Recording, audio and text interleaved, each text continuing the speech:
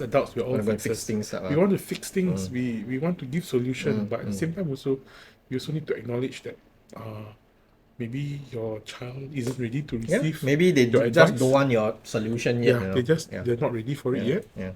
And when we do that, sometimes we might appear to be a bit dismissive. Okay. Yeah. Yeah. Yeah. Definitely they will feel discounted. Yeah. Yeah. Okay. Yeah. Okay. So it is important also in terms of like social media. Is I tend to lean with the guidelines, and I tend to agree with it. Yeah. And yeah. if for parents Yeah. who have resisted giving your children handphone, Ah. resist longer. Resist longer. Resist longer. Get but them now that very watch. difficult. Get them that watch. Yeah. Yeah. But the watch, they said now watch also can play game. Is the screen smaller than the phone?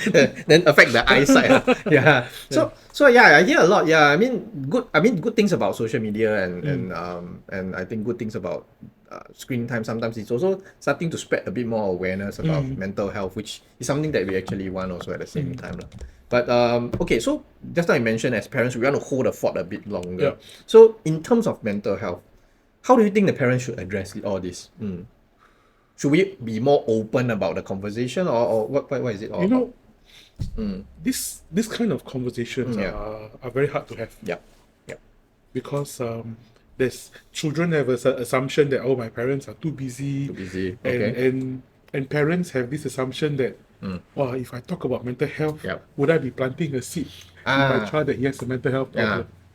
So these conversations are very hard to have. Definitely. But the first step is to be aware.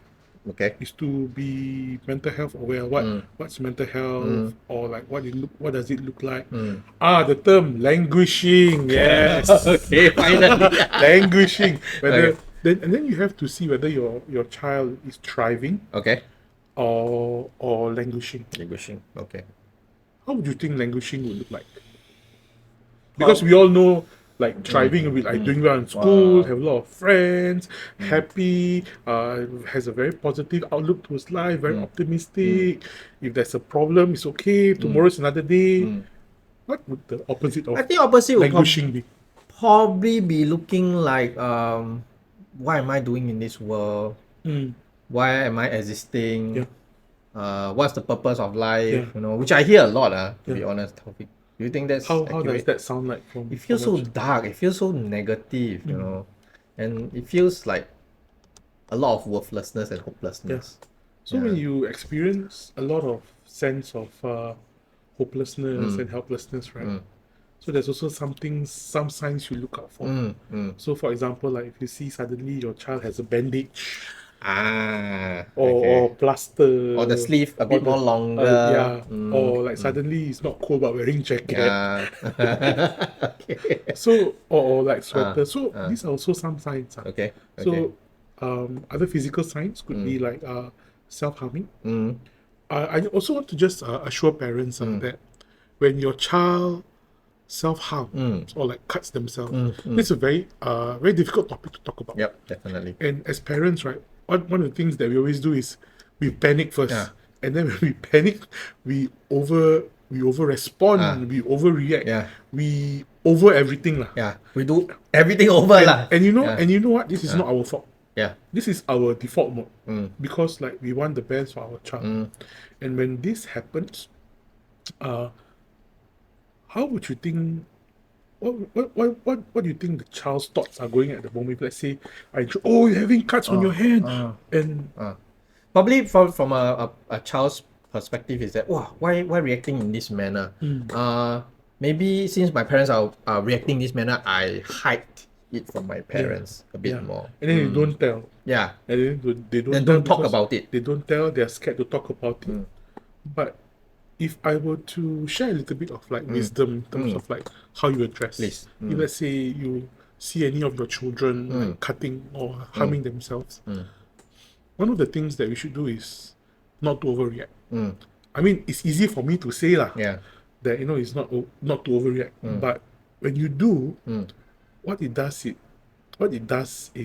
it sends a message that you're trying to fix things. Fix it, or my parents might not be able to handle what I'm going to say or is happening around me. So my my only suggestion or my words of wisdom for it is just have a difficult conversation with your child. Okay. And this conversation sometimes might even sound like, Mm. I see that you have like cuts on your hand. I'm concerned about Mm. what's going on. Mm. Do you want to talk about it? Mm. The answer that you get from your son or your daughter would be no, Mm. and then leave it as that. Mm. But what you just did was you actually just plant a seed of that, hey, my parents care. You care. I care for you. Yeah. And then as parents also, we must acknowledge that to talk to a teenager, right? Every time my parents ask me, when is the best time to talk to a teenager? I told them, none, don't have. It's really, Yeah, it's sometimes very difficult. when you Yeah. want to talk to a teenager, every time is always a bad time. Yeah. But you have to create that opportunity. Sometimes the best times that to me, in my experience and also my own personal opinion also, is to have these conversations in the car.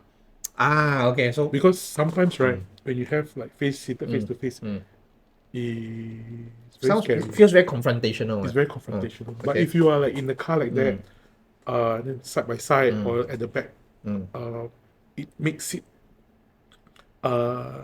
less confrontational. It makes it less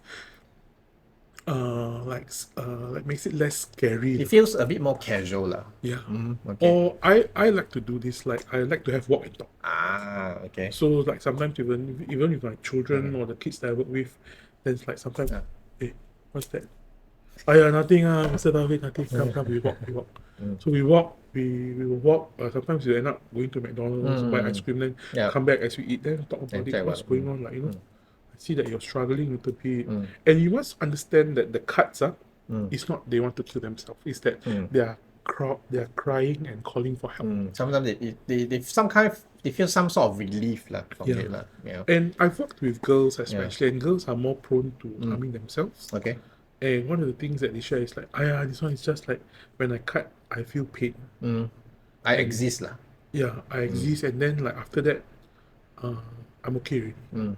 And believe it or not, there are some videos on social media, on TikTok and YouTube. Yep. To tell you or to tell the children like where to cut, How to do it? how to cut for the most blood, least pain, most pain, least blood, most pain, most blood. Sounds like a lot. It's a lot, and all this are also on social media. Yeah, it's all there available. Whether all there whether we available. search for it or not, right? Yeah. I think also sometimes because they see their friends doing it. If my friends is doing it, it seems like it's a good way for them to cope. So I want to know how my friends feel. So I do it also. Right? I mean, some of times it happens like that. Sometimes it happens. Yeah, sometimes it happens like that. So in a way, we can have difficult conversations with them. But I'm going to throw a spanner in a bit more. So what if we are trying to have that difficult conversation and my teen is on the mobile device? Can we still have that conversation? So which means that now we go back to the time, right? Yeah.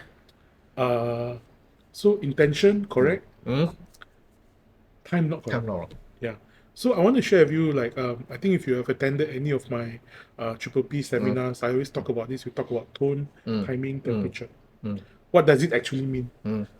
Maybe you have heard of it before. My tone of Your voice. tone of voice, okay? Timing of your request.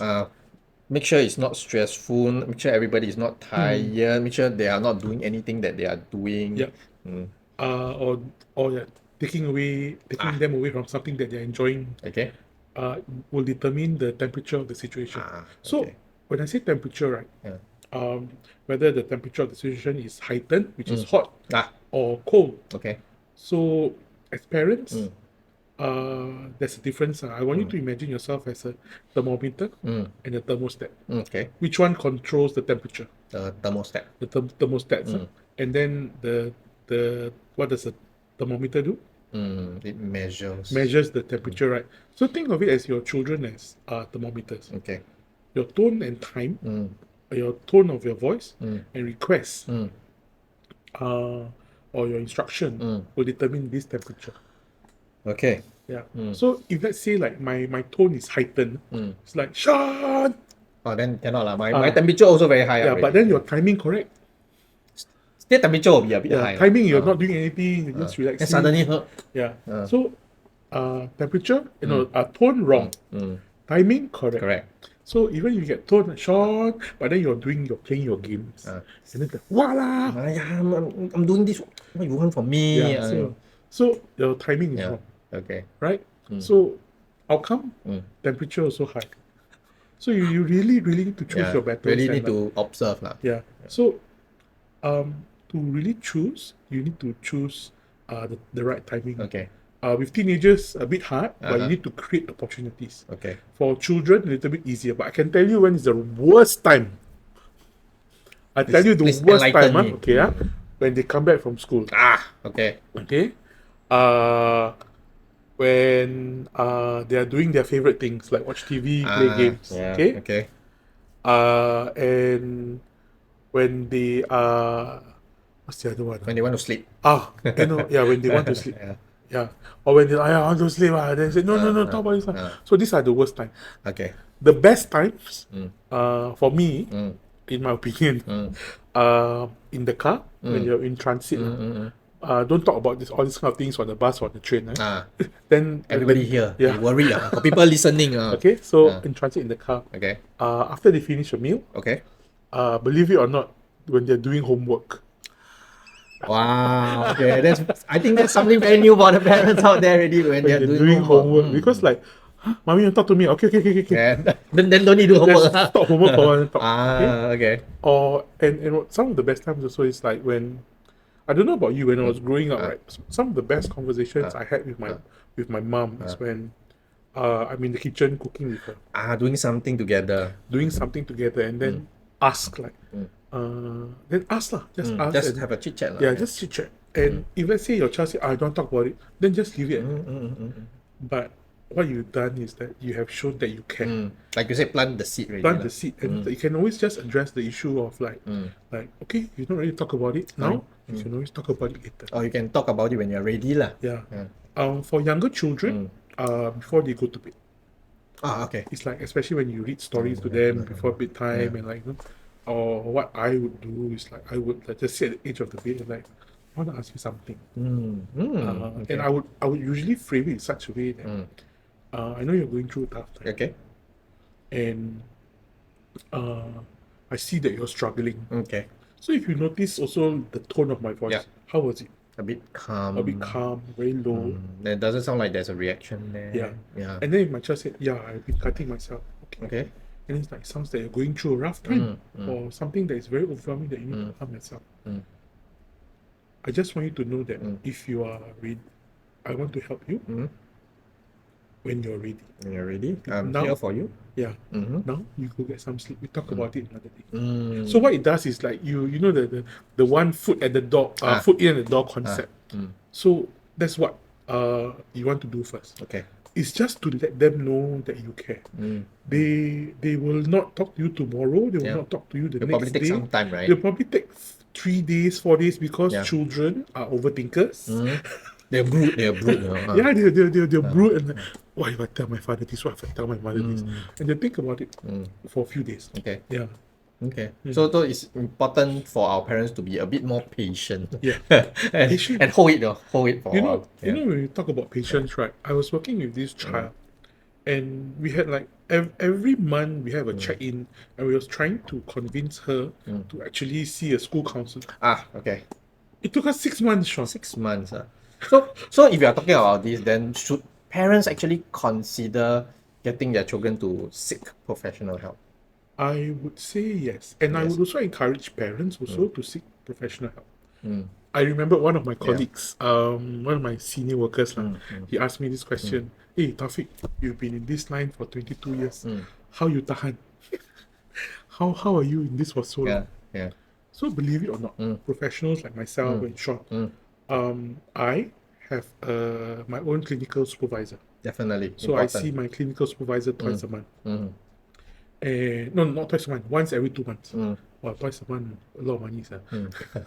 So I see my clinical supervisor once every 2 months. And on top of that, once every 5 or 6 months, I would see. I would also have a check-in with my counselor. Yeah. and I've been seeing the same counselor for quite some time, and I don't see it as, excuse me, I don't see it as like going for counseling. I see it going for a consult. Okay.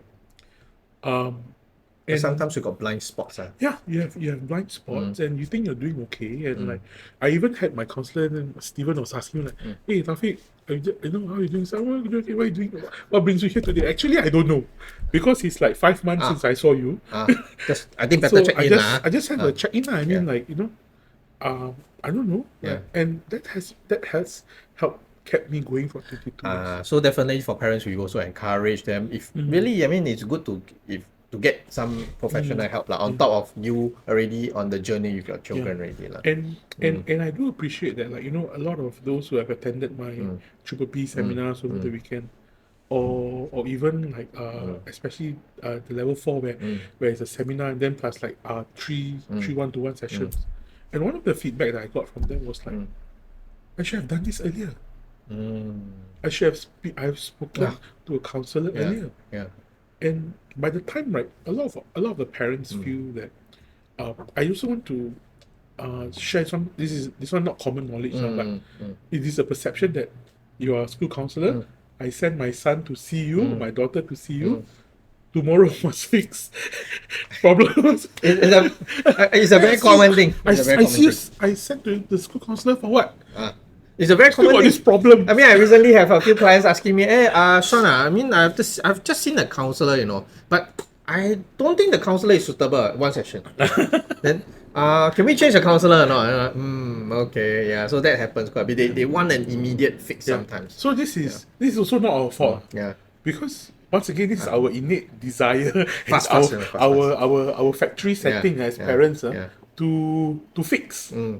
So one session doesn't do anything, and I had this parent once. In one of my consults with the parents then because she was caning the child, and because then I asked her like in our second consult, she asked me this question.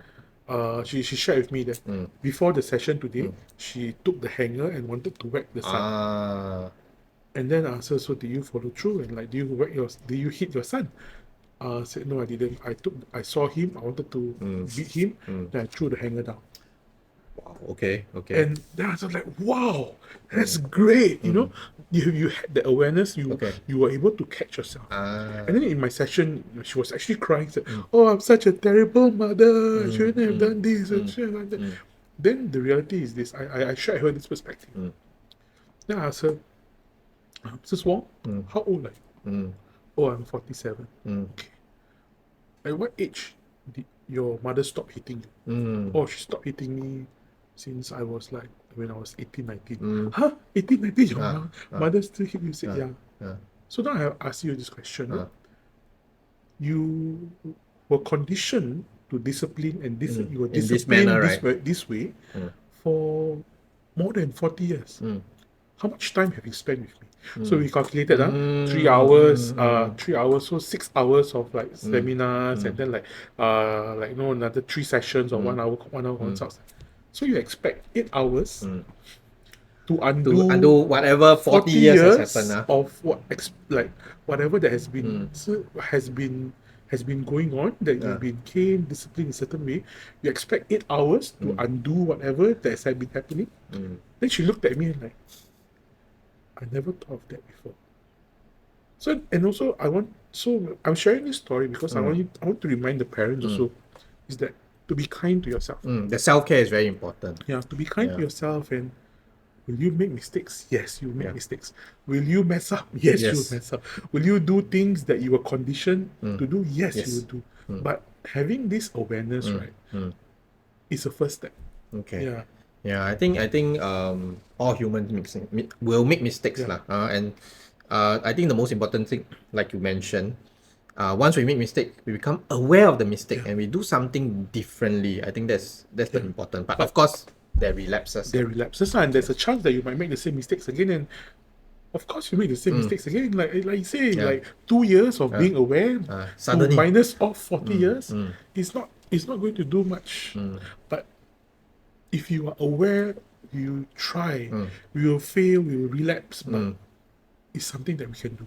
That we have become aware, and of course, I mean, because knowing all this, then we need to have a bit of self-care for ourselves, lah. Yep. Like seeing Yep. you or seeing any other professional who probably help with coming to an understanding, or at least know what we are doing, or becoming aware of my child's conditions at the same time, right? And that would help in the long run also, because if you take care of the child and you don't take care of yourself, it's And just not going to be helpful. I share with you this very interesting story that I had in my one-to-one consult first time. I was talking to this father, and the father, when he came back, was late. He came back about 8 o'clock, 9 o'clock. He was tired, he was hungry. He went to the son's room. What did you do today in school? Then the son came. What you learned today in school? Nothing. And he was so angry. What? You mean you learn? I send you to school in the morning, 6:30 a.m. You learn no. nothing in school? How can? Call your teacher now. Oh no, okay. So the next day he was so angry. He went to the school. He demanded to speak to the form teacher. Oh. So what have you been doing with my child? Oh no. Then and he shared this with me. Then I asked him, so Mr. Singh, Ah. what happened after that? So I was so embarrassed with myself. I created a scene. I didn't know what to do. It's like I don't know. I'm so embarrassed. Then I asked him this question. Your son spent 8 hours the whole day without you. Yeah. Correct? Yeah. Did your house burn down? No, I was just being very real with yeah, him. I think No, so. don't have. Did he get into trouble or anything? So no, don't have. I just asked him how's school. He said nothing. He learned also nothing. Angry. Ah. So then I asked him, So. while you were trying to take care of other people, did you give yourself at least 5 minutes to at least go to the kitchen, get a glass of water, cool down, take a shower, cool down? I said no. They asked me this, so it's my fault, is it? Is it a fault finding session? I said, no, it's not that. No, it's not your fault. It's just that this is how, probably when you're growing up, your father did for you. Yeah. And you unknowingly did the Okay. same thing that your father did. Okay. Then I asked him, if you just took 10 minutes, 15 minutes, right? Go shower, have a drink, have a snack, would things be different? Then I also found out that along the way, he was stuck in a jam, he was hungry, and then hungry plus angry together is a bad combination. Hangry. It's really a bad combination. Yeah, so probably he reacted in that manner. He reacted in that manner. He was so embarrassed, and then he was like, I don't know where to put my face. Next 2 weeks is the PTM. I don't know where to see. Like, I think the first thing I probably should do is just send the teacher a text to apologize. Yeah. He's like, yeah. Sometimes it Yeah. just happens. Yeah. But